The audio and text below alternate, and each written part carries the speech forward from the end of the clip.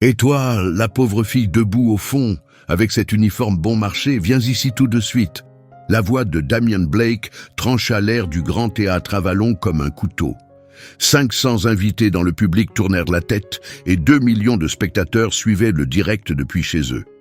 Maya Thompson n'avait que 11 ans.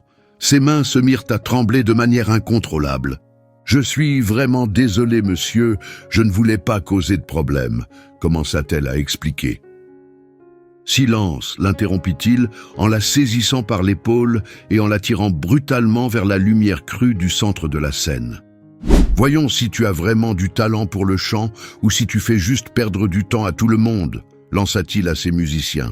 « Jouez-lui Higher Ground, cette note impossible qui m'a rapporté 2 millions de dollars. » Il s'approcha d'elle, coupa son propre micro, mais celui de Maya restait ouvert pour tout le monde. « Ne te ridiculise pas, gamine. » Chaque personne dans la salle retint son souffle. Ce qui se produisit ensuite ne prouva pas seulement qu'il s'était trompé sur elle. Cela fit s'écrouler tout ce qu'il avait construit sur un socle de mensonges et de tromperies. À peine 4 heures plus tôt, Maya se tenait dans ce même théâtre, l'estomac noué de douleur. Elle vivait dans un quartier pauvre avec sa mère et ses 2 petits frères, tous entassés dans un minuscule appartement de 2 pièces, dont le chauffage ne fonctionnait correctement que dans une seule chambre. Sa mère travaillait comme infirmière de nuit à l'hôpital local, dormant par tranches de 3 heures en journée quand elle le pouvait, tandis que Maya préparait des macaronis au fromage en boîte pour ses frères et les aidait avec leurs devoirs. L'argent était toujours au centre des discussions à la maison. Est-ce qu'on peut se permettre ça? Pas ce mois-ci, peut-être l'an prochain si les choses s'améliorent. Maya chantait depuis l'âge de 5 ans, placée au 2e rang de la chorale de l'église Grace Baptiste chaque dimanche matin. À 7 ans, la chef de chœur, Madame Robinson, avait discrètement pris sa mère à part après la messe. « Votre fille a quelque chose qu'on appelle l'oreille absolue », lui avait-elle expliqué. Une personne sur 10 000 seulement peut reconnaître n'importe quelle note musicale simplement en l'entendant une fois. Elle perçoit des sons et des fréquences que nous ne pouvons même pas détecter. Sa mère avait souri, remplie de fierté, mais aussi visiblement épuisée. Alors, que devons-nous faire de ce don? Il existe des académies prestigieuses, des conservatoires, des formations vocales professionnelles. Madame Robinson avait hésité un instant. Mais toutes ces options coûtent de l'argent que nous n'avons tout simplement pas. Maya continua donc de chanter à l'église. Elle chantait aussi dans la chorale de l'école Lincoln Elementary, où le budget pour la musique avait été réduit 3 années d'affilée. Elle chantait doucement dans sa chambre tard le soir, apprenant seule des techniques vocales grâce à des tutoriels sur le vieux téléphone abîmé de sa mère. Sa tessiture vocale était étonnamment large, allant du D3 en voix de poitrine jusqu'au G6 en registre de sifflet, produisant ces notes incroyablement aiguës qui ressemblaient à de délicats carillons dans le vent. Elle ne savait pas que cette capacité était exceptionnellement rare. Elle savait simplement que chanter lui semblait naturel, évident.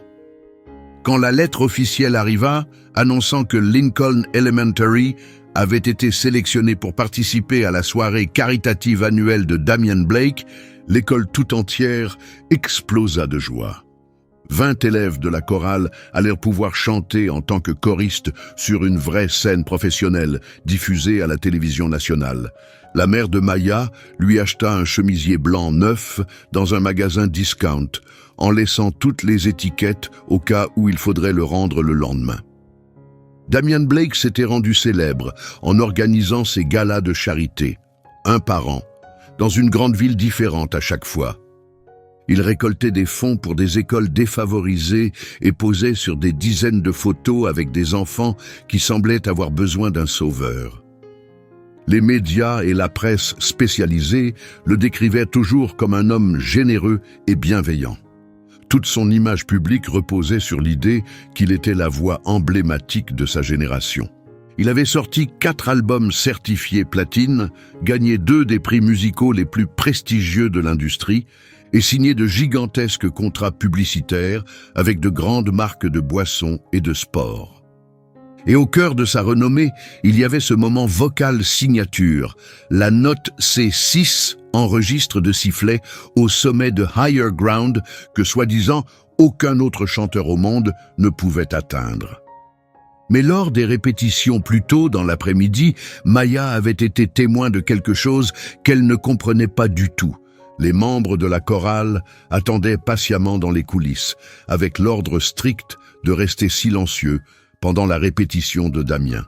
Maya s'était discrètement glissée vers le côté de la scène, curieuse de voir l'espace principal. Et c'est là qu'elle l'avait entendu essayer d'interpréter le pont de Higher Ground. Il avait commencé avec puissance. Sa voix était indéniablement bonne, professionnellement entraînée, parfaitement maîtrisée et incroyablement soignée.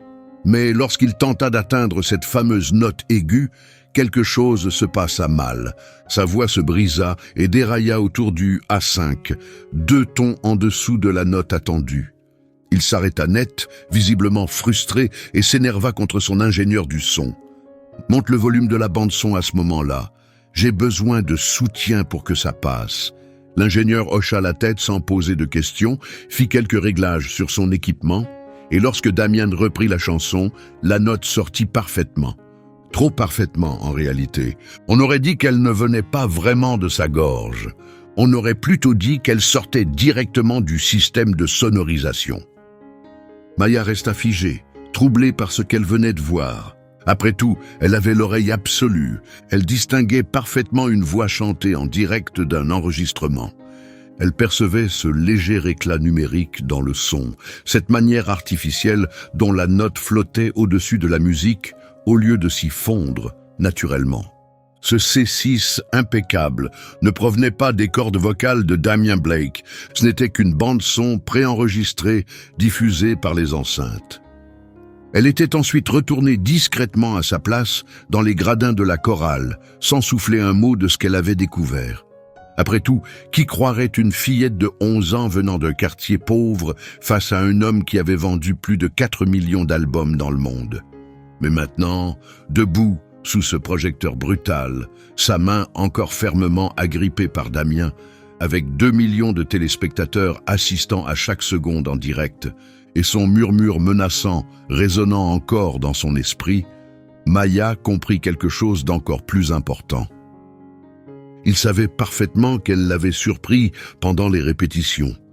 Il ne s'agissait pas de lui offrir un moment spécial pour montrer son talent. C'était une manœuvre calculée pour s'assurer que personne ne la prenne jamais au sérieux si elle décidait de dévoiler la vérité à son sujet. Le groupe se mit à jouer. Les premiers accords de Higher Ground résonnèrent puissamment dans tout le théâtre. La bouche de Maya devint soudainement sèche de peur. « Je crois que je n'y arriverai pas », murmura-t-elle nerveusement. « Mais si, bien sûr que tu peux, ma chérie. » Damien haussa la voix pour que toute la salle l'entende. « Laisse-toi guider par la mélodie. » Mais Higher Ground était loin d'être facile à interpréter. Le couplet d'ouverture restait dans une tessiture confortable. Mais le pont montait brutalement jusqu'à ce fameux C6, enregistre de sifflet, la note même sur laquelle Damien Blake avait bâti toute sa réputation. La note que Maya savait désormais qu'il ne pouvait pas atteindre. Damien recula de quelques pas, lui laissant tout l'espace pour s'effondrer. « Vas-y quand tu es prête », déclara-t-il. Maya inspira profondément. Les paroles de sa grand-mère lui revinrent en mémoire. « Ma fille, quand quelqu'un essaie de te rabaisser, tu te dresses encore plus haut. » Elle ouvrit la bouche pour chanter, puis s'arrêta. Monsieur Blake, sa voix était douce, mais le micro la porta dans toute la salle. Le sourire de Damien se crispa. « Qu'y a-t-il ? Est-ce que vous pourriez désactiver la bande-son, s'il vous plaît ?» Un silence absolu s'abattit sur le théâtre. Les yeux de Damien s'écarquillèrent. « Pardon ? La bande-son. Est-ce que vous pourriez l'arrêter ? Je préférerais chanter de manière authentique. » Des murmures étonnés traversèrent la foule. L'expression de Damien se durcit. « Cette bande-son fait partie intégrante de l'arrangement, ma chérie. Mais vous avez chanté sans elle pendant la répétition tout à l'heure, » fit remarquer Maya. Son cœur battait à tout rompre. « Vous l'avez fait entièrement en solo. » Les murmures gagnèrent en intensité. La mâchoire de Damien se contracta. Une répétition, ce n'est pas la même chose qu'un spectacle en direct. Dans ce cas, voudriez-vous passer en premier? Montrez-moi comment faire sans accompagnement. Son défi resta suspendu dans le silence. Damien la fixa d'un regard noir. Tous les regards du public étaient braqués sur eux. Les caméramans resserrèrent leur cadre. « Qu'est-ce que tu viens de dire ?»« J'aimerais apprendre en vous regardant, » répondit Maya, polie mais déterminée. « Chantez sans aucun soutien enregistré, pour que je puisse observer votre méthode. » 3 battements de cœur s'écoulèrent dans un silence total. Puis Damien éclata de rire, un rire tranchant. « Tu veux que je passe une audition pour toi ?»« Non, monsieur, je veux simplement savoir si vous êtes réellement capable d'atteindre cette note. » La salle explosa en exclamations choquées et quelques rires nerveux. Le sang monta aux joues de Damien. « Évidemment que je peux atteindre cette note. Je l'atteins depuis 15 ans, alors montrez-le-moi. » Les lèvres de Damien s'entr'ouvrirent, puis se refermèrent. Ses doigts se crispèrent. « Très bien, » lâcha-t-il entre ses dents serrées. « Tu veux une démonstration ?» Il se retourna brusquement vers son ingénieur son. « Supprime la bande-son, complètement, tout. » Le technicien hésita. J'ai dit « Fais-le ». Le doigt de l'ingénieur appuya sur le bouton. La musique devint plus dépouillée, plus vulnérable. Damien approcha le micro et lança la chanson. Sa voix résonna dans la salle, solide au début, débordante d'assurance.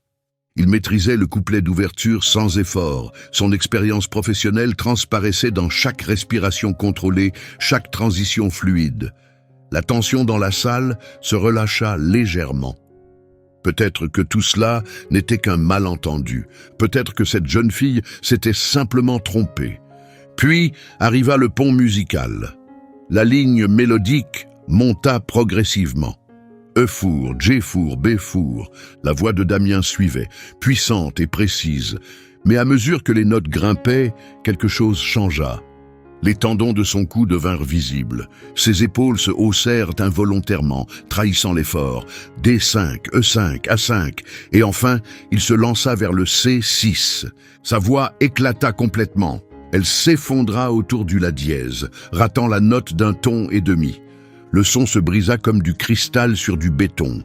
Il s'interrompit brusquement, s'éclaircit la gorge, tenta de masquer l'échec par un petit rire. « Désolé tout le monde, j'ai la gorge un peu sèche, » sourit-il, sans la moindre chaleur dans les yeux. C'est précisément pour cela que la bande existe. Elle protège les cordes vocales lors des longues performances. Mais Maya avait vu tout ce qu'il fallait, et tout le public aussi. « Vous l'avez raté, » observa-t-elle calmement.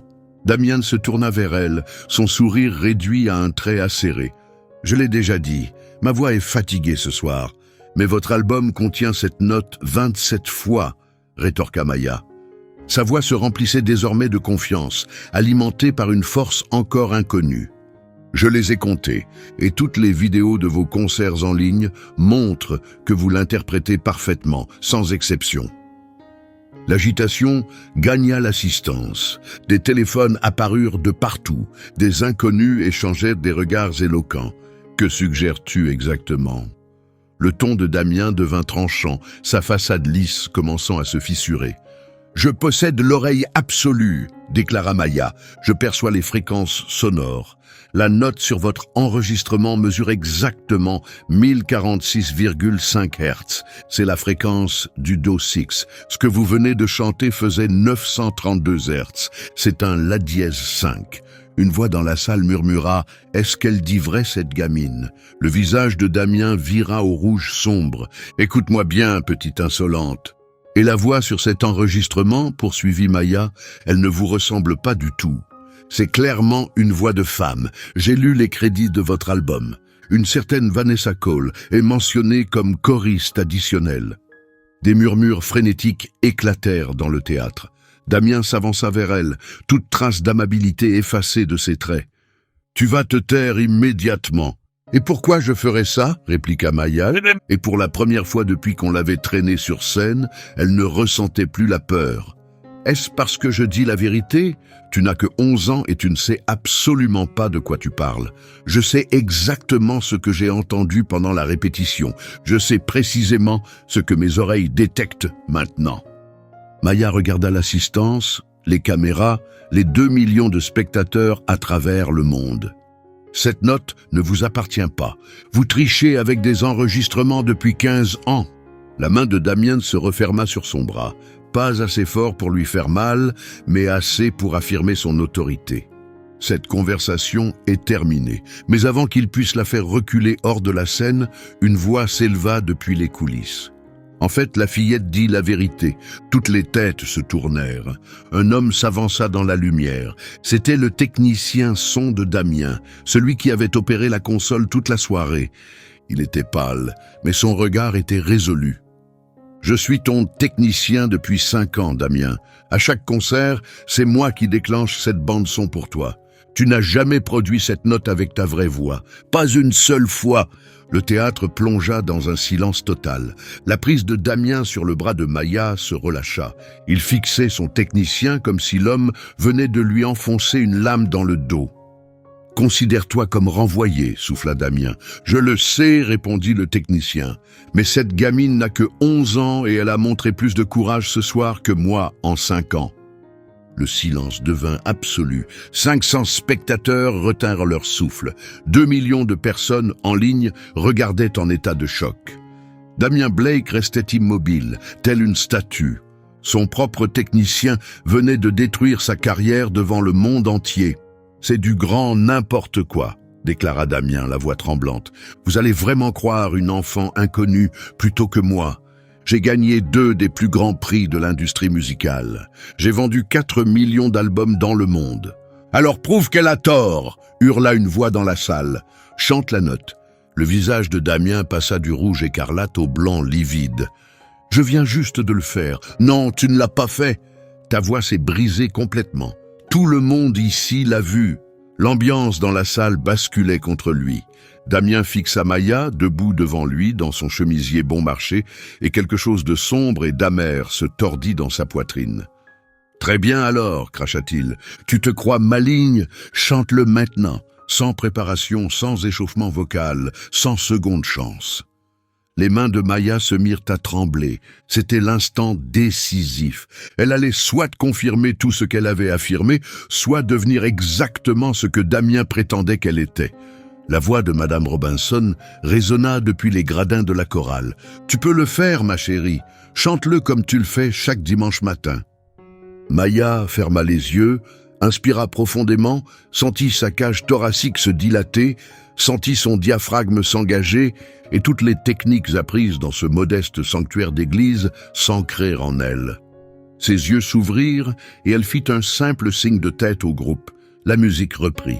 L'introduction de Higher Ground retentit pour la 2e fois ce soir-là. Mais l'atmosphère avait totalement changé. Maya se mit à chanter. Sa voix émergea doucement, presque timidement. Le premier couplet restait bas et confortable dans sa tessiture naturelle. Elle se concentra sur les paroles, sur l'histoire portée par la mélodie. Quelques spectateurs échangèrent des regards. Elle avait du talent, certes, mais rien d'extraordinaire jusque-là. Puis vint le pré-refrain. Sa voix commença à s'épanouir, à gagner en puissance tout en restant parfaitement maîtrisée. Il y avait quelque chose de brut et d'authentique dans son interprétation, une sincérité absente de la version lisse et travaillée de Damien. Elle ne faisait pas le spectacle, elle témoignait. La mélodie monta peu à peu, D5, E5, F5. Sa voix suivait chaque note sans le moindre effort, chaque ton résonnant pur et limpide, sans aucune tension visible. Damien se déplaça nerveusement sur ses appuis. Sa mâchoire se crispa, le pont approchait. C'était précisément à ce moment-là qu'il s'était effondré. Maya, elle, ne montra aucune hésitation. Elle passa d'un registre à l'autre avec une fluidité parfaite, glissant de la voix de poitrine à la voix de tête sans rupture audible. G5, A5, B5. Le public tout entier se redressa, puis elle atteignit le C6. La note jaillit, immaculée. Aucune fracture, aucune tension, aucune retouche artificielle, juste une note pure, prolongée, en registre de sifflet qui résonna dans le théâtre comme la cloche d'une église. Elle la maintint pendant 4 secondes entières. Sa clarté était éclatante, irréprochable, presque irréelle. Quelqu'un dans les premiers rangs poussa un cri de surprise audible, mais Maya n'en avait pas fini. Elle monta encore, D6, E6, F6, explorant un territoire sonore que même la bande préenregistrée de Damien n'avait jamais atteint. Son visage resta paisible, presque serein, comme si elle avait toujours vécu dans cette zone extrême de sa voix. Puis elle redescendit, F6, C6, A5, F5. Chaque transition était fluide, chaque note un petit miracle à elle seule. Elle termina le pont et entra dans le dernier refrain, sa voix désormais totalement libérée, plus cachée, plus timide. Quand elle prononça le dernier mot et le laissa se dissoudre dans le silence, personne ne bougea. Puis le théâtre explosa. 500 personnes se levèrent d'un bond, criant, applaudissant à tout rompre, beaucoup les larmes aux yeux. Les membres de la chorale de Lincoln Elementary sautaient de joie. Madame Robinson avait les deux mains sur la bouche sous le choc. La diffusion sur Internet devint instantanément virale. En 30 secondes, 50 000 personnes avaient déjà partagé la vidéo. En 60 secondes, Maya Thompson était en tendance dans le monde entier. Maya restait debout dans la lumière, la poitrine haletante, peinant à comprendre ce qui venait de se passer. Damien Blake avait l'air d'avoir été frappé de plein fouet. Tout le sang avait quitté son visage. Regina Hayes, légende de la soul et du R&B, juge assise au premier rang, se leva. Les larmes coulaient sur ses joues. « Ce que je viens de voir, » déclara Regina, la voix chargée d'émotion, « c'est la plus belle performance vocale que j'ai jamais entendue chez une enfant de 11 ans en toute ma carrière. Ma chérie, tu n'as pas juste atteint cette note, tu l'as conquise. » Les applaudissements redoublèrent. Darnell Foster, autre juge et producteur de renom ayant collaboré avec les plus grands noms du hip-hop et du R&B, secouait la tête incrédule. « Je dois dire quelque chose », lança-t-il, en se levant. « Cela fait 30 ans que je travaille dans cette industrie, et ce que nous venons de vivre, c'est une enfant de 11 ans qui a chanté une note que l'homme ayant bâti sa carrière dessus n'est même pas capable d'interpréter. » La salle retomba dans le silence, sous le poids de ses paroles. Darnell s'adressa à tout le public. « Ce morceau, sur son album, c'est moi qui l'ai mixé. J'étais dans ce studio. Et Maya a parfaitement raison. Cette voix n'est pas celle de Damien, c'est celle de Vanessa Cole. C'est une choriste de studio basée à Atlanta. Elle a été payée 2000 $ pour ce travail et forcée de signer un accord de confidentialité. Elle n'avait jamais reçu la reconnaissance qu'elle méritait. » Damien tenta de répondre, mais aucun son ne sortit de sa bouche. « Je suis resté silencieux parce que c'est ainsi que fonctionne cette industrie, » poursuivit Darnell.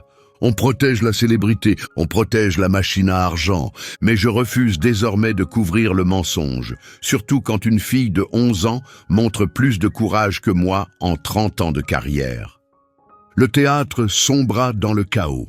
Les journalistes tapaient frénétiquement sur leur clavier, les spectateurs lançaient des questions vers la scène.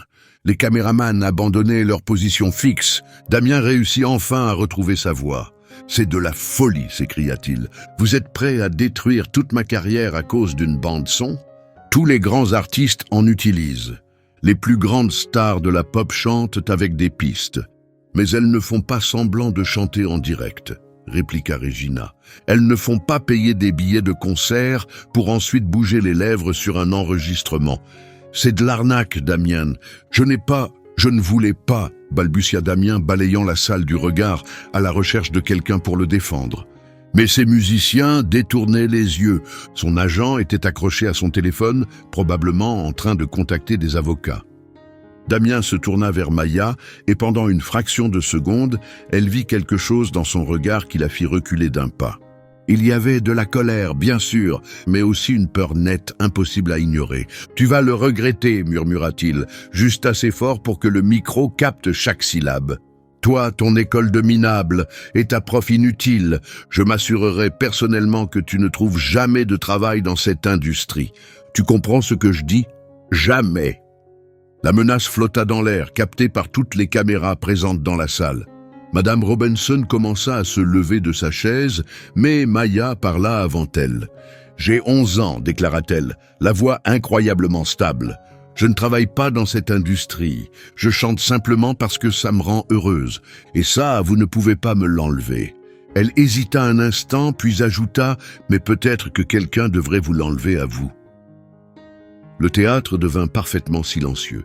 Puis une personne commença à applaudir lentement, de façon rythmée. Une autre se joignit. Et en quelques secondes, 500 personnes applaudissaient ensemble. Pas pour célébrer Damien Blake, mais pour honorer une enfant qui avait refusé de participer au mensonge. Damien observa les caméras tout autour de lui, regarda les ruines de tout ce qu'il avait construit. Puis il quitta la scène. Dès que son pied franchit les coulisses, la salle explosa à nouveau. Tout le monde avait son téléphone à la main. Les commentaires du direct défilaient si vite qu'on ne pouvait plus les lire. Quelqu'un cria « Regardez les réseaux, il est en tendance partout ». Ce n'était plus Maya Thompson, c'était Damien Blake démasqué, Damien Blake fraude, Damien Blake terminé. En 5 minutes, sa fiche sur les encyclopédies en ligne avait été modifiée. En 10, les plus grands sites musicaux publiaient des articles titrant « Une fillette de 11 ans démasque un célèbre chanteur ». En 15, 3 de ses sponsors annonçaient qu'ils réévaluaient leur collaboration avec lui. Maya restait seule sur cette scène, entourée du tumulte qu'elle avait déclenché simplement en disant la vérité, et ressentait quelque chose de totalement nouveau. Pas exactement de la fierté, pas une victoire, juste la certitude silencieuse d'avoir fait ce qui était juste sans savoir ce qui l'attendait ensuite. L'agitation dura encore 20 minutes avant que la sécurité ne vide la salle. Maya était assise en coulisses sur une chaise pliante en métal, le bras de Madame Robinson posé protecteur sur ses épaules, regardant les adultes discuter en chuchotant nerveusement. Les organisateurs de l'événement, l'équipe de Damien, des gens en costume de luxe parlant précipitamment au téléphone. Aucun ne lui adressait la parole. Sa mère avait appelé 3 fois depuis l'hôpital, mais ne pouvait pas quitter son service. « Bébé, qu'est-ce qui s'est passé? Tu vas bien ?» Maya eut du mal à répondre. Ce qui s'était passé, c'est qu'elle avait fait tomber la carrière d'un homme célèbre en 3 minutes. Allait-elle bien?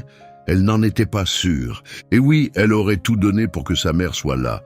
Mais l'hôpital était à 40 minutes et sa mère ne pouvait pas risquer de perdre ce travail. « Je vais bien, maman.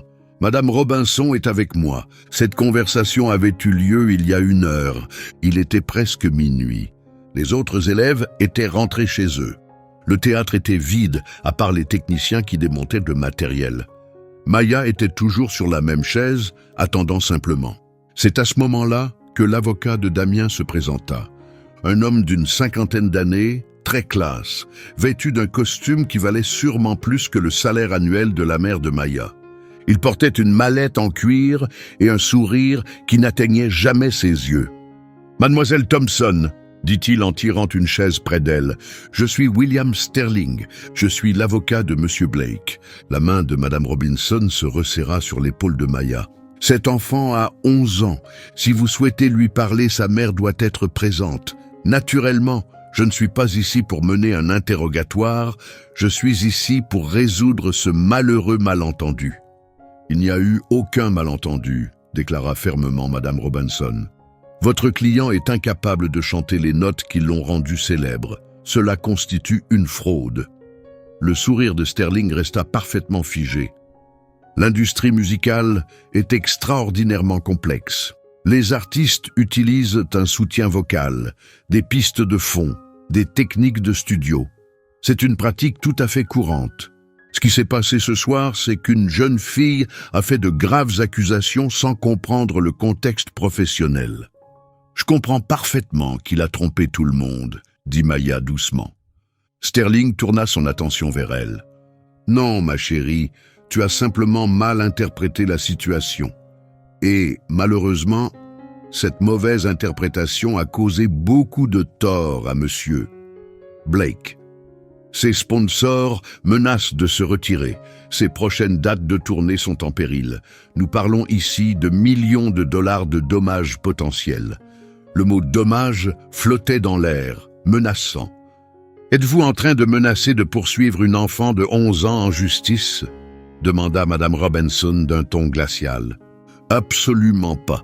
Nous espérons éviter toute procédure judiciaire. C'est précisément pour cela que je suis ici, avec une solution. Il ouvrit sa mallette et sortit un document. Si Maya signe cet accord, tout le monde pourra aller de l'avant. Madame Robinson prit le papier.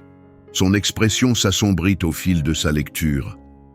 Ce document affirme qu'elle a inventé ces accusations, qu'elle présente des excuses formelles, qu'elle cherchait simplement de l'attention. C'est un accord bénéfique pour les deux parties, expliqua Sterling. En échange de sa signature, Monsieur Blake accepte de ne pas entamer de poursuites judiciaires. De plus, en geste de bonne volonté, il financera personnellement une bourse musicale pour Maya. 50 000 $, une bourse complète pour n'importe quel programme de son choix. Le souffle de Maya se coupa. 50 000 $. Cela représentait l'entrée dans les académies de musique les plus prestigieuses. Cela représentait tout ce dont elle avait toujours rêvé. Et si elle refuse de signer, demanda Madame Robinson. Le sourire de Sterling disparut enfin. Alors Monsieur Blake entamera une procédure pour diffamation contre Maya, contre l'école Lincoln Elementary et contre vous personnellement, Madame Robinson, pour supervision négligente. Il fit une pause, volontairement. Le district scolaire a déjà été informé que le don de Monsieur Blake, 500 000 $ destinés à votre programme de musique, est désormais incertain. La main de Madame Robinson trembla sur l'épaule de Maya. Permettez-moi donc d'être parfaitement clair, poursuivit Sterling. Signez ce document, acceptez la bourse et tout le monde pourra tourner la page en paix, ou refuser, et regarder impuissante votre école perdre son financement pendant que votre famille croule sous les frais juridiques qu'elle ne pourra jamais payer. Il fixe Maya du regard. Ce qui se passera ensuite dépend entièrement de toi. Maya fixa le document, les mots qui la traitaient de menteuse, la ligne de signature qui effacerait tout ce qu'elle avait accompli. Elle pensa à sa mère qui enchaînait les doubles horaires. Elle pensa à ses frères qui avaient désespérément besoin de nouvelles chaussures. Elle pensa aux enfants de Lincoln Elementary qui perdraient leur programme de musique à cause d'elle. Elle pensa à la vérité. « Non, déclara-t-elle. » Sterling cligna des yeux, surpris. « Pardon ?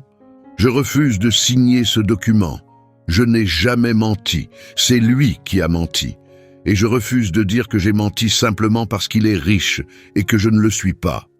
Je doute sérieusement que tu comprennes les conséquences de ton choix, jeune fille. »« Je comprends que vous essayez de m'intimider, » répondit Maya en se levant.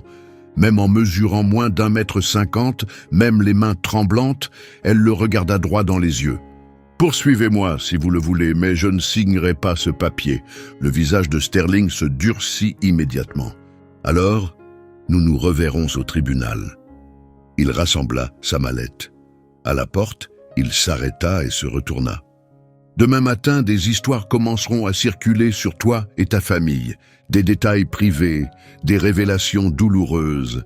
Et quand les choses deviendront vraiment difficiles, et elles le deviendront, souviens-toi que c'est toi qui as fait ce choix. » Puis il s'en alla. Madame Robinson serra Maya dans ses bras. « Ma chérie, tu es sûre de toi? Cet argent pour la bourse ?»« Je ne veux rien de sa part, » murmura Maya. Mais alors qu'elle sortait dans la fraîche nuit de Los Angeles, Maya ne pouvait empêcher son corps de trembler. Elle venait de refuser 50 000 $ et de mettre en péril le financement de son école. Elle venait de se faire un ennemi parmi les figures les plus influentes de l'industrie musicale. Et elle ignorait si dire la vérité valait vraiment le prix qu'elle allait devoir payer. Maya se réveilla au vrombissement furieux de son téléphone, comme un essaim d'insectes en colère. 6 heures du matin, 3 heures de sommeil. Sa mère était assise à la petite table de la cuisine, son ordinateur portable ouvert, le teint livide. « Ma chérie, s'il te plaît, ne va pas en ligne aujourd'hui, ne regarde rien. » Mais Maya avait déjà saisi son téléphone. L'écran débordait de notifications, des milliers. Elle ouvrit les réseaux sociaux. La première image affichée était une photo de leur immeuble. La peinture écaillée, le portail de sécurité cassé, les poubelles débordantes. La légende disait « Voici où vit Maya Thompson ». Alors qu'elle accuse Damian Blake de fraude, il est évident qu'elle cherche désespérément à échapper à la pauvreté. Ses mains devinrent complètement engourdies. La publication suivante affichait le planning de travail de sa mère, obtenu par des moyens inconnus. Sa mère gagne à peine 30 000 $ par an. Évidemment, la fille cherche un gain financier. Puis vinrent des photos tirées des albums scolaires. Quelqu'un avait entouré l'indicateur de repas gratuits sur son plateau de cantine. Aide gouvernementale toute sa vie durant. Il n'a jamais été question d'honnêteté. C'est uniquement une affaire d'argent. Les commentaires étaient cruels et incessants. Enfant ingrate. Elle devrait remercier Damien. Voilà exactement ce qui se passe quand on offre des opportunités à ces gens-là. Ces gens-là, son téléphone vibrait encore, des messages de numéros inconnus, des menaces, des insultes sur sa pauvreté. Madame Robinson appela. « Ne viens pas à l'école aujourd'hui. Le directeur a demandé une réunion. » Il y a des journalistes devant l'établissement. Des journalistes? Tout ça à cause d'elle. Maya avait l'impression de se noyer. Mais à 7h15 ce matin-là, tout bascula. Une femme nommée Vanessa Cole publia une vidéo sur les réseaux sociaux. Elle semblait avoir une trentaine d'années, une femme aux origines modestes, elle aussi, assise dans un studio d'enregistrement professionnel, des disques d'or et de platine accrochés au mur derrière elle. « Je m'appelle Vanessa Cole, je suis chanteuse de studio, et je suis la véritable voix que Damian Blake utilise comme étant la sienne depuis 15 ans. » La mère de Maya lui serra fort la main. « Cette jeune fille a dit la vérité hier soir. J'ai chanté les notes aiguës sur Higher Ground ainsi que sur 4 autres morceaux. J'ai reçu 2000 $ par chanson et j'ai dû signer un accord de confidentialité. » Vanessa leva un document devant la caméra. « Voici mon contrat. C'est une preuve irréfutable et j'en ai assez de rester silencieuse pendant qu'une enfant est attaquée pour avoir dit ce que moi, j'ai toujours eu peur d'admettre. » La vidéo avait été mise en ligne seulement 8 minutes plus tôt. Elle comptait déjà 50 000 vues. En 1 heure, 2 millions de personnes l'avaient regardée. En 3 heures, 7 autres chanteurs de studio prirent la parole publiquement, chacun présentant leur contrat, chacun partageant leurs enregistrements, chacun confirmant exactement ce que Maya avait affirmé. À midi, tout le récit s'était complètement inversé. Damian Blake, démasqué, était en tendance partout, cette fois appuyé par des preuves concrètes, et non plus par de simples spéculations. Maya était assise sur le vieux canapé de sa famille, regardant Internet démanteler systématiquement l'homme qui avait tenté de la détruire. Elle n'était plus seule. Damian Blake n'avait aucune intention de se laisser faire. Cet après-midi-là, son équipe juridique déposa officiellement une plainte pour diffamation de 10 millions de $. Pas seulement contre Maya, contre Vanessa Cole également, contre Darnell Foster, le producteur qui s'était exprimé lors du gala, contre l'école Lincoln Elementary, accusée d'avoir permis à une mineure de faire des accusations publiques prétendument mensongères. 10 millions de $ en tout. La mère de Maya fixait les documents juridiques qui avaient été livrés en main propre à leur appartement à 3 heures de l'après-midi. Ses mains tremblaient si fort qu'elle peinait à tenir les pages.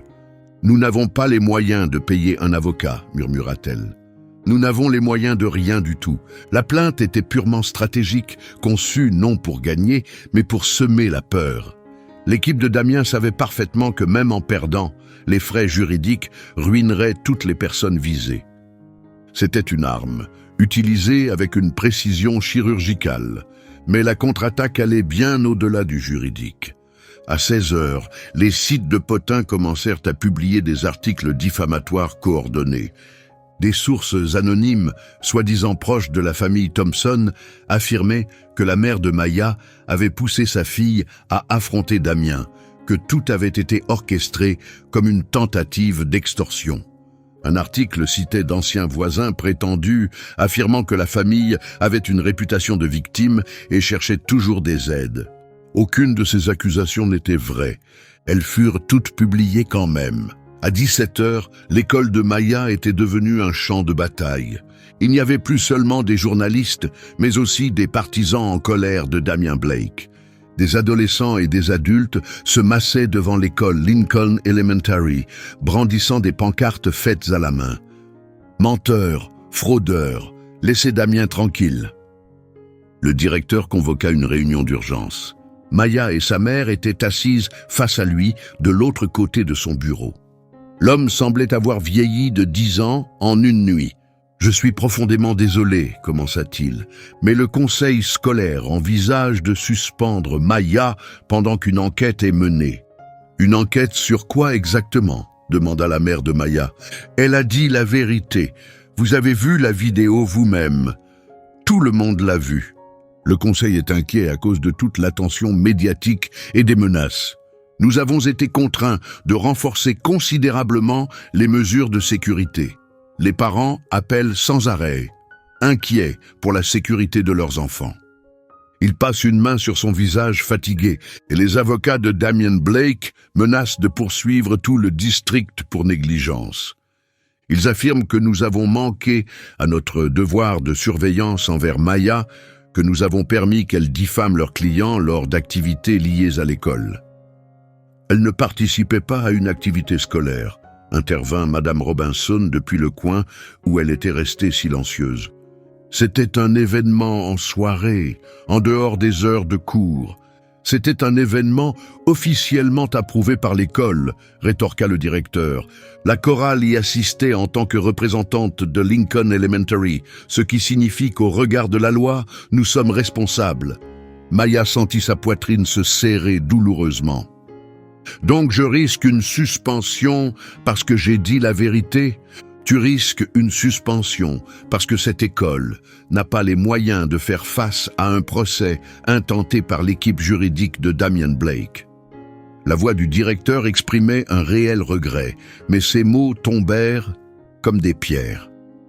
Je suis vraiment désolé, Maya, sincèrement, mais le conseil se réunit demain matin et je ne crois pas pouvoir te protéger de leurs décisions. Ils quittèrent l'établissement par une sortie arrière pour éviter les caméras. De retour à la maison, le téléphone de l'appartement ne cessait de sonner.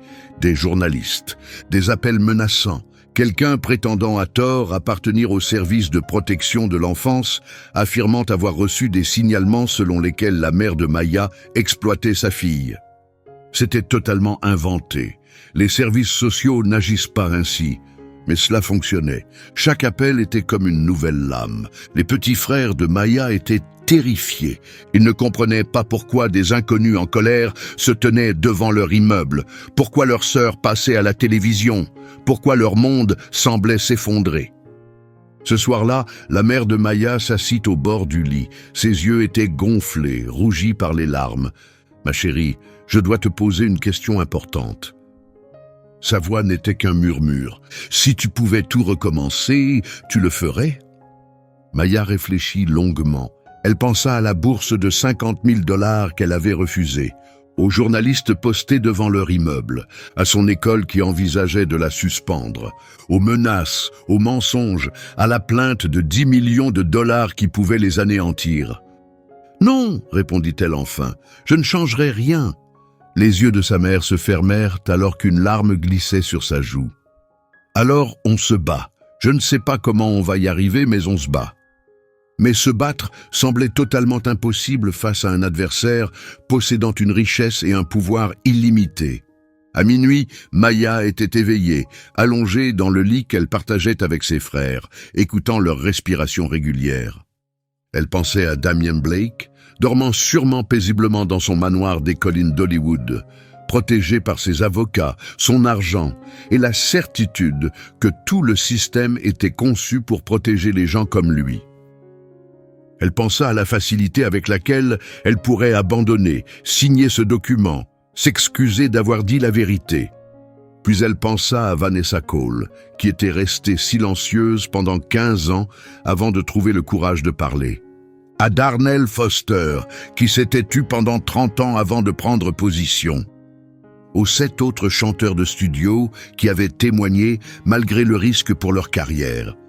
Ils avaient tous eu peur, mais ils avaient parlé quand même, parce que quelqu'un devait le faire. Même si ce quelqu'un n'était qu'une fillette de 11 ans refusant de participer à un mensonge. Maya ferma les yeux, essayant de s'endormir, consciente que le lendemain serait encore plus difficile. Mais elle ignorait encore que le lendemain lui apporterait quelque chose qu'elle n'aurait jamais imaginé. De l'aide. Le coup frappé à la porte retentit à 7 heures du matin. La mère de Maya s'approcha prudemment, s'attendant à voir encore des journalistes. À la place, elle découvrit une femme d'une quarantaine d'années, habillée professionnellement, une mallette à la main. « Madame Thompson, je m'appelle Nathalie Brooks. Je suis avocate spécialisée en droit du divertissement. Je souhaite représenter votre fille sans aucun frais. » La mère de Maya la regarda, déconcertée. « Pardon, qu'avez-vous dit ?» « Gratuitement. Vanessa Cole a engagé notre cabinet pour sa défense. Quand nous avons appris que Damien poursuivait une enfant de 11 ans, 3 de nos associés principaux ont immédiatement proposé de défendre Maya.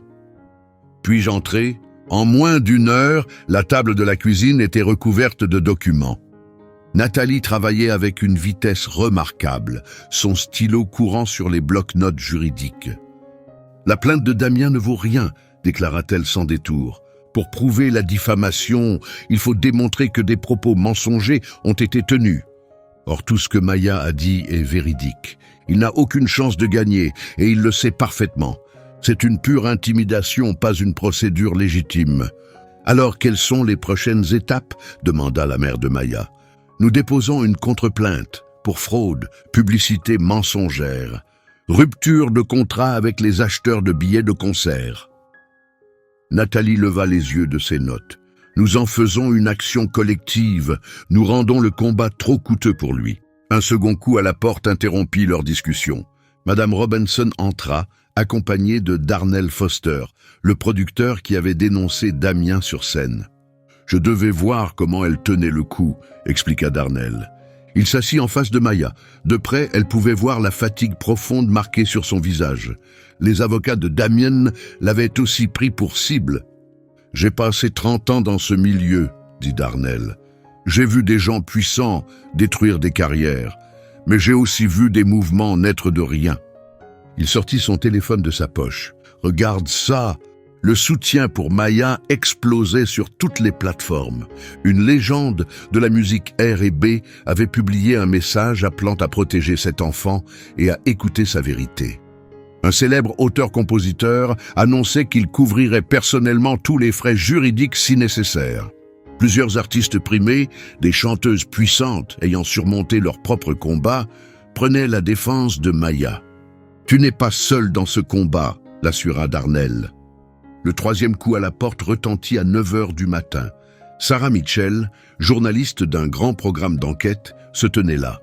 « Je veux produire un reportage », expliqua Sarah, « une enquête complète sur la carrière de Damien, sur son habitude de voler le mérite des autres, sur le système qui l'a protégé pendant si longtemps. Je veux révéler toute la vérité. »« Pourquoi feriez-vous cela ?» demanda la mère de Maya, méfiante. « Parce que j'ai une fille du même âge. » répondit doucement Sarah. « Et si quelqu'un essayait un jour de la faire taire pour avoir dit la vérité, je prierais pour qu'une personne se lève pour l'aider. » À midi, le petit appartement débordait de monde. L'assistante juridique de Nathalie était arrivée avec des cartons de documents. 2 contacts professionnels de Vanessa avaient fourni des déclarations sous serment. Madame Robinson organisait un groupe d'enseignants de Lincoln Elementary voulant exprimer publiquement leur soutien à Maya. Puis Vanessa Cole entra. Elle n'était pas du tout ce que Maya avait imaginé. Dans ses vidéos, Vanessa paraissait soignée et assurée.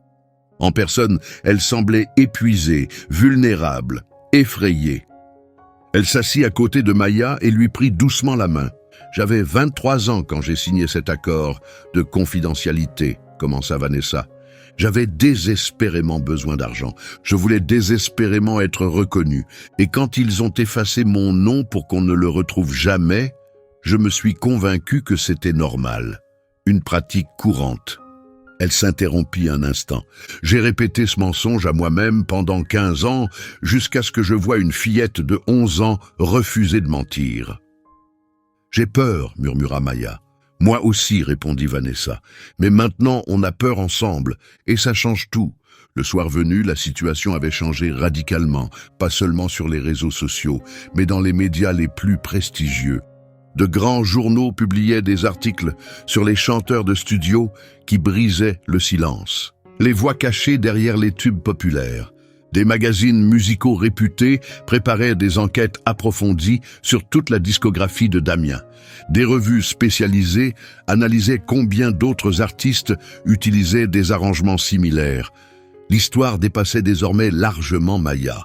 Elle englobait des personnes dont le travail créatif avait été volé, dont le talent exceptionnel avait été exploité puis jeté, dont les noms avaient été volontairement effacés pour que d'autres récoltent la gloire. Le directeur de Lincoln Elementary appela ce soir-là. Le conseil avait voté. Maya ne serait pas suspendue. À la place, il refusait officiellement le don de Damien et publiait une déclaration affirmant que Maya avait le droit de dire la vérité. Nous refusons l'argent de quelqu'un qui s'en prend à des enfants. Ce même soir, une cagnotte en ligne fut lancée. Pas par la famille de Maya, mais par des parents de Lincoln Elementary, par des habitants du quartier, par des inconnus de tout le pays qui avaient vu les vidéos. L'objectif fixé était de 50 000 $ pour remplacer le don retiré par Damien. Elle atteignit 300 000 $ en 6 heures. Maya resta immobile sur le canapé, regardant les dons défiler sans cesse, lisant les messages bouleversants de gens qu'elle ne connaissait pas. Des enseignants, des musiciens professionnels, des parents, des enfants de son âge qui lui écrivaient qu'elle les avait inspirés. Sa mère lisait à haute voix un message depuis son téléphone, la voix tremblante d'émotion. « Je suis musicien de studio à Nashville. On m'a volé mon travail créatif depuis 20 ans. Regardez, Maya m'a donné le courage de demander enfin reconnaissance. » Merci, petite fille courageuse. Darnell avait dit vrai. Tout cela dépassait désormais un simple procès, une carrière, une enfant apeurée. C'était devenu un mouvement, et Maya Thompson, 11 ans, 1,40 m, en était le cœur. Pas parce qu'elle cherchait l'attention, l'argent ou la célébrité, mais parce qu'elle avait accompli l'acte le plus simple et pourtant le plus difficile qui soit. Elle avait refusé de mentir. La salle d'audience était plus petite que ce que Maya avait imaginé. Cour supérieure de Los Angeles, département 23, murs lambrissés et néons bourdonnant au plafond. 30 personnes étaient assises dans la galerie, principalement des journalistes et des soutiens arrivés à l'aube. Damien Blake était assis à la table du plaignant, entouré de 5 avocats en costume sur mesure hors de prix. Il portait une veste bleu marine et arborait une expression de dignité blessée. Maya, elle, était assise à la table de la défense, entre sa mère et Natalie Brooks. Ses jambes pendaient de la chaise, trop courtes pour atteindre le sol. Elle portait le même chemisier blanc que lors du gala, toujours le plus beau vêtement qu'elle possédait. Ce n'était pas le procès complet. Il ne s'agissait que d'une audience préliminaire concernant la demande d'injonction déposée par Damien pour empêcher Maya, Vanessa et Darnell de faire d'autres déclarations prétendument diffamatoires. La juge Carmen Reyes entra dans la salle d'audience, une femme autodidacte dans la soixantaine avec 20 ans d'expérience sur le banc. Elle balaya l'équipe juridique de Damien du regard, puis tourna les yeux vers Maya et une expression indéchiffrable traversa son visage. « Maître Sterling !» s'adressa-t-elle à l'avocat de Damien. « Vous demandez une injonction contre une enfant de 11 ans. Votre honneur, l'âge de la défendresse ne diminue pas les dommages causés par ces déclarations mensongères. » « Était-elle réellement mensongère ?» coupa sèchement la juge Reyes. « C'est précisément ce que nous devons déterminer. Les déclarations ont été faites dans l'intention malveillante de détruire la réputation de mon client. Elles ont été faites en réponse directe au fait que votre client l'a humilié publiquement sur scène, répliqua Natalie Brooks en se levant. Votre honneur, puis-je m'adresser à la cour ? La juge acquiesça d'un signe de tête. Nathalie s'approcha du banc avec une tablette en main. Je souhaite soumettre en preuve la vidéo non éditée du gala caritatif. La salle regarda Damien traîner Maya sur scène. l'entendit lui murmurer « Ne te ridiculise pas », directement dans un micro ouvert. Le vit totalement échoué à atteindre la note. Lorsque la vidéo se termina, le silence tomba dans la salle. « Votre honneur », poursuivit Nathalie. Le plaignant n'a pas fait monter cet enfant sur scène parce qu'elle mentait. Il l'a fait parce qu'elle disait la vérité et cette vérité lui a coûté de l'argent. Cela ne constitue pas de la diffamation, c'est simplement faire face aux conséquences. La juge Reyes se tourna vers Sterling. Avez-vous une quelconque preuve démontrant que les déclarations de mademoiselle Thompson étaient fausses? Votre honneur, l'industrie musicale utilise régulièrement des techniques d'amélioration vocale. Ce n'est pas ce que j'ai demandé. Est-ce qu'elle a menti? Répondez par oui ou non. Sterling se tortilla légèrement. Qualifier l'usage de pratiques standards de fraude est en soi diffamatoire. Oui ou non, maître? Un silence gênant s'installa. Nous estimons que le contexte présenté était trompeur, finit-il par dire. Donc votre réponse est non. La juge Reyes prit une note. Maître Brooks, avez-vous des preuves appuyant les déclarations de mademoiselle Thompson? Oui, votre honneur. Je souhaite appeler Vanessa Cole à la barre. Vanessa s'approcha du banc des témoins et prêta serment. Nathalie la guida méthodiquement dans sa déposition. Les contrats, les accords de confidentialité, les enregistrements en studio prouvant sans équivoque que sa voix figurait sur les albums de Damien. Les courriels lui ordonnant expressément de ne jamais réclamer de crédit. « Mademoiselle Cole, demanda Nathalie, que vous êtes-vous dit lorsque vous avez entendu Maya Thompson déclarer que Damien Blake ne pouvait pas chanter ses notes? Je me suis dit, enfin, quelqu'un l'a dit à voix haute. Et avait-elle raison? Oui, totalement et absolument. Nathalie retourna à sa place. Sterling se leva pour contre-interroger, mais la juge Reyes leva la main. J'ai entendu suffisamment de témoignages. Elle fixa Damien du regard. Monsieur Blake, je vais vous poser une question. Vous restez sous serment, même si vous n'êtes pas à la barre. Pouvez-vous, ici et maintenant dans cette salle d'audience, chanter la note en question? Le teint de Damien vira au blanc. Votre honneur, je ne vois pas la pertinence de cela pour ces procédures. C'est extrêmement pertinent. Vous demandez à ce tribunal de faire taire ceux qui disent que vous ne pouvez pas chanter cette note. Prouvez qu'ils ont tort. Chantez-la. Toute la salle retint son souffle. Damien regarda ses avocats, la juge Maya. Ma voix n'est pas échauffée. Je ne peux pas simplement chanter comme ça, à la demande. Vous avez chanté sur demande pendant 15 ans, observa la juge Reyes. Vous avez vendu des billets spécifiquement pour des performances en direct. Vous pouvez bien montrer la note une seule fois. Les lèvres de Damien s'ouvrirent, puis se refermèrent. Aucun son n'en sortit. C'est exactement ce que je pensais. La juge leva son marteau. La demande d'injonction est rejetée. De plus, je sanctionne le plaignant pour avoir déposé une plainte abusive visant à faire taire un discours véridique. Monsieur Blake, vous n'avez pas le droit de traîner une enfant de 11 ans en justice simplement parce qu'elle vous a embarrassé. Elle se tourna vers Maya. Madame Thompson, vous êtes libre de continuer à raconter votre histoire. Ce droit est protégé par le premier amendement. Il protège la vérité, même lorsqu'elle dérange les puissants. Le marteau frappa. La salle éclata dans un tumulte. Les journalistes se ruèrent vers la sortie. Les flashs des caméras illuminaient la salle sans répit. Damien Blake restait figé, tandis que ses avocats rangeaient déjà leurs mallettes. Maya sentit les bras de sa mère l'enlacer, sentit la main de Madame Robinson sur son épaule, rassurante. Elle entendit Vanessa pleurer de soulagement. À l'extérieur de la salle, Sarah Mitchell attendait avec son équipe de journalistes d'investigation. « Maya, comment te sens-tu en ce moment?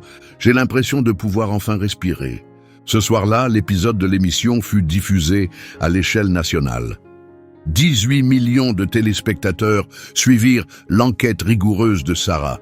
Ils virent les contrats signés avec les chanteurs de studio. Ils virent l'analyse de fréquence, prouvant sans équivoque que la voix n'était pas celle de Damien. Ils virent des musiciens réduits au silence par des accords de confidentialité. Ils virent Damien, sur la défensive et visiblement en colère, tenté de se faire passer pour une victime. Ils le virent refuser de chanter la note, même lorsque Sarah la demanda directement. Et ils virent Maya, 11 ans, assise dans son modeste appartement, expliquer ce que signifie l'oreille absolue, comment elle avait reconnu la supercherie, pourquoi elle avait choisi de parler. « Je n'essayais pas de lui nuire, dit-elle à la caméra. Je disais simplement la vérité.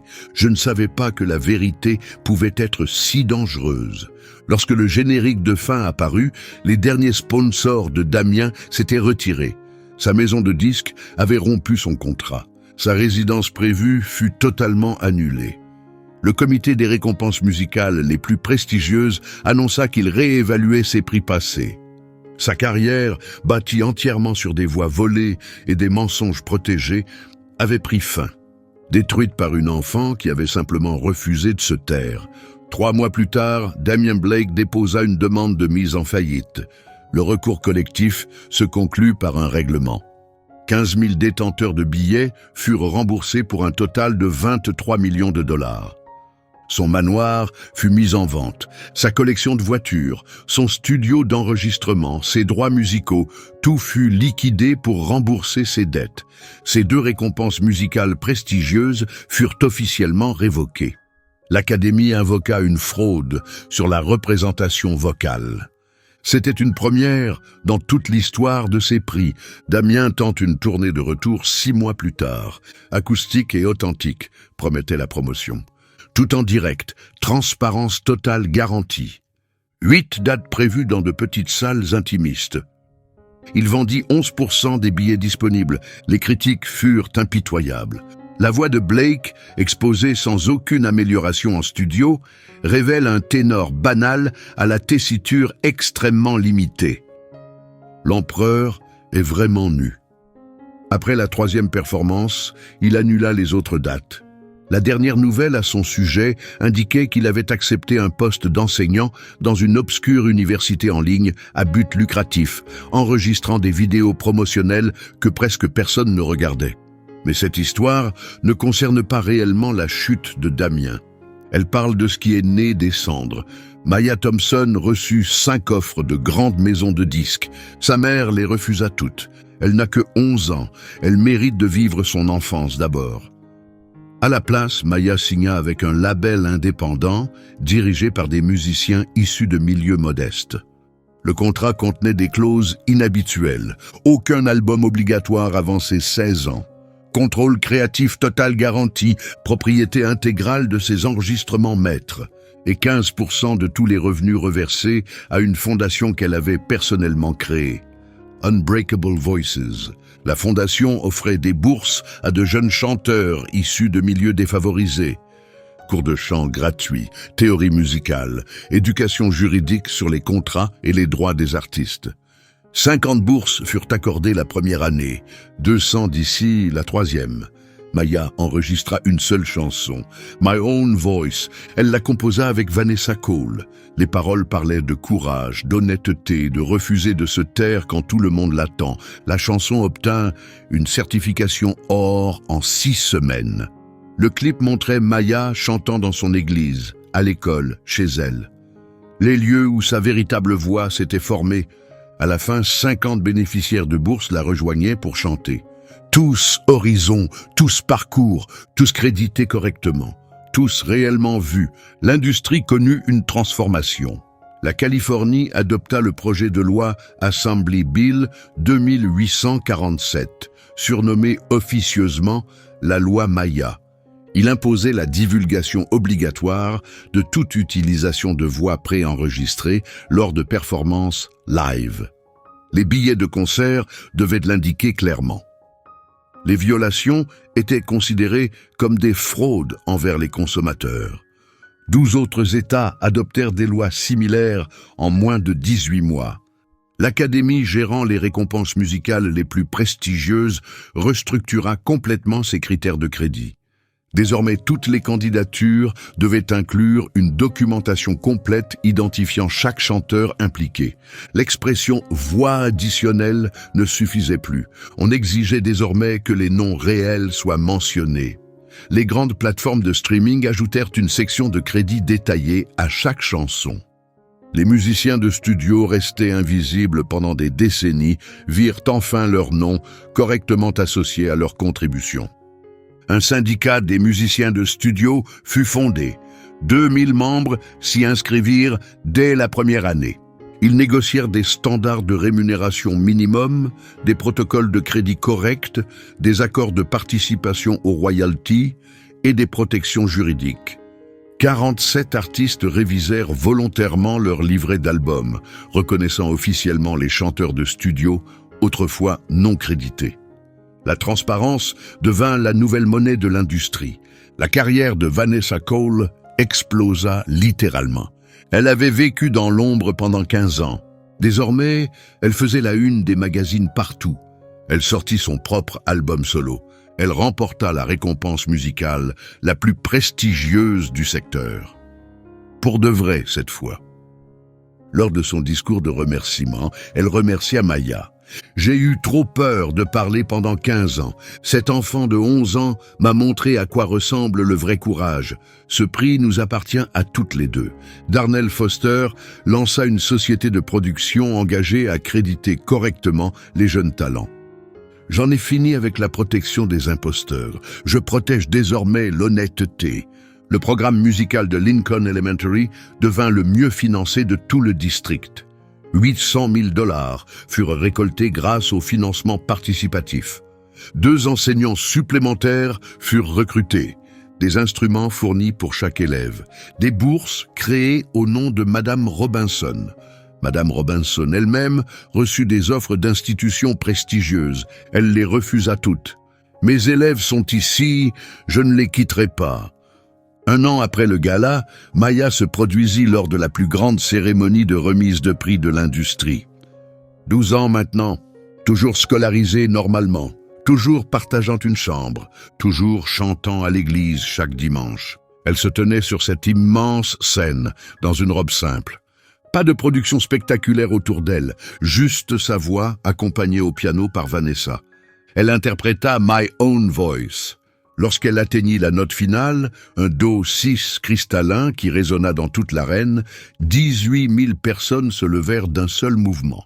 Pas parce que c'était impossible, parce que c'était totalement honnête. Souvenez-vous de ce moment, quand Damien Blake pointa du doigt une petite fille pauvre en uniforme bon marché pour l'entraîner sur scène, pensant la faire s'effondrer. Quand il lui siffla « Ne te ridiculise pas dans un micro ouvert », persuadé que personne ne réagirait. Il croyait lui apprendre à connaître sa place. Il ignorait qu'elle était en train d'enseigner au monde entier ce qu'est la vérité. 18 mois plus tard, Maya Thompson a 13 ans.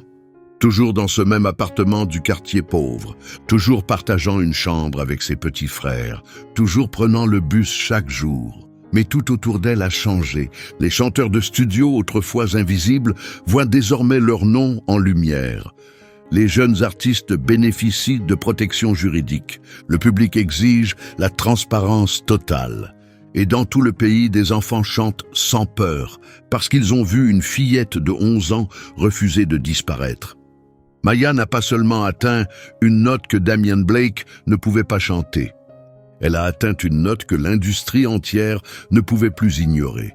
La note qui affirme « ta vérité pèse plus lourd que leur confort ». La note qui affirme « être petit ne signifie pas être silencieux ». Damien croyait pouvoir l'écraser avec des menaces, des procès, de l'argent. Il a découvert ce que chaque tyran découvre un jour. On ne peut pas faire taire quelqu'un qui a compris que sa voix a de la valeur. Aujourd'hui, Damien enseigne des cours en ligne que personne ne regarde. Récompense révoquée, manoir vendu, son héritage réduit à un avertissement. Et Maya est toujours simplement une enfant qui aime chanter, qui fait ses devoirs, se dispute avec ses frères, qui oublie parfois qu'elle a changé une industrie entière. Voilà le véritable courage. Il ne nécessite ni annonce, ni projecteur, ni millions de dollars. Parfois, cela ressemble à une enfant de 12 ans qui dit non, quand tout le monde attend qu'elle se taise. Alors voici la question essentielle. Si vous aviez été là, auriez-vous défendu Maya quand les avocats sont arrivés, quand les menaces ont commencé, quand tout le monde conseillait de se taire, ou seriez-vous resté assis, secrètement soulagé que ça n'arrive pas à vous? Partagez votre réponse honnêtement. Nous nous imaginons tous devenir des héros, mais le courage est plus difficile qu'on ne le croit. Et si, vous aussi, on vous a déjà dit de rester petit, de connaître votre place, d'accepter le mensonge, racontez votre histoire. La voix de Maya n'était que le début, la vôtre compte aussi. Retournez à la 14e minute. Observez l'avocat de Damien comprendre qu'il perd. Regardez son visage lorsque la juge exige que Damien chante. Il y a une micro-expression, de la panique pure, 8/10 de seconde. Une fois qu'on l'a vu, on ne peut plus l'oublier. Si cette histoire vous a rappelé pourquoi la vérité compte, partagez-la largement. Si elle vous a amené à réfléchir à votre propre voix, abonnez-vous. Le monde n'a pas besoin de plus de gens qui se taisent pour rester à l'abri. Il a besoin de plus de Maya. Peut-être que cette Maya, c'est vous.